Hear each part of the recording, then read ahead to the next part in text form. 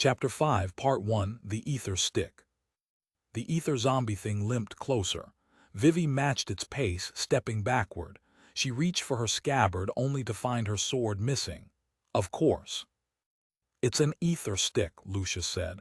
The clumsiest and easiest of all monsters. There's no need to be scared. Ether sticks are literally engineered to be easy. I'll be pissed if you die to that thing. It doesn't even have claws. Ether stick looks like a zombie to me, Vivi said to calm her nerves. It didn't work. The monster was slow, thank the gods, but there was no telling when it might have lunged with its terrifying teeth. Lucius, you have some powers to help me, right? Of course, Lucius said.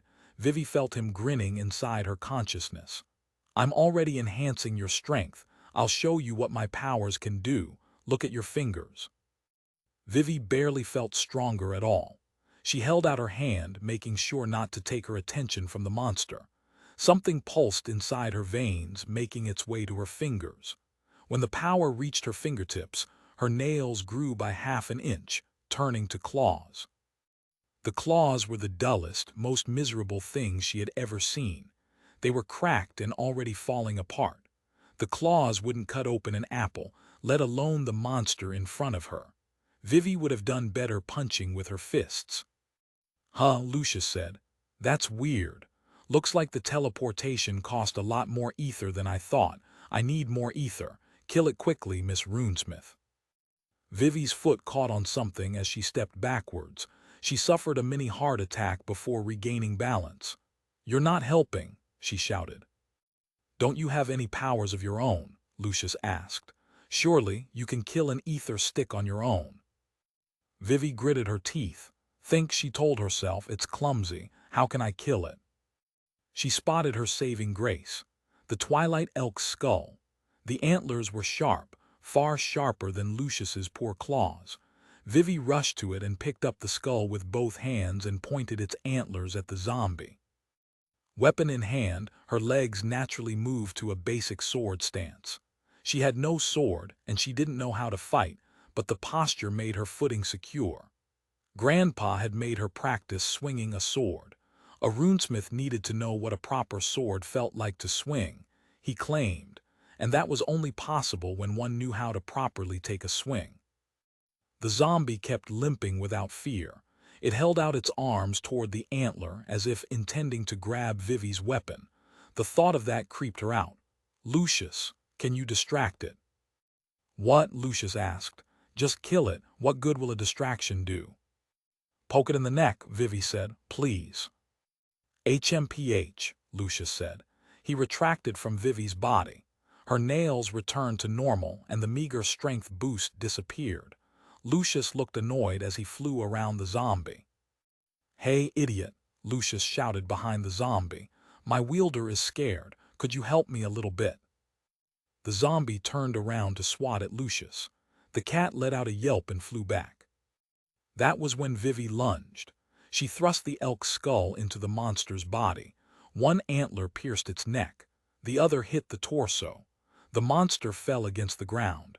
It made no sounds besides the sizzling of ether, but it did struggle. It flailed its arms in an attempt to reach Vivi while aimlessly biting at the air. Vivi stepped away from it, breathing heavily. Is it dead? Ether sticks are damn tenacious, Lucius said. That's about the only benefit they have, but you pierced its neck, the weak spot. It'll die. Sure enough, the monster fell limp after 10 or so seconds of struggling. There was no blood.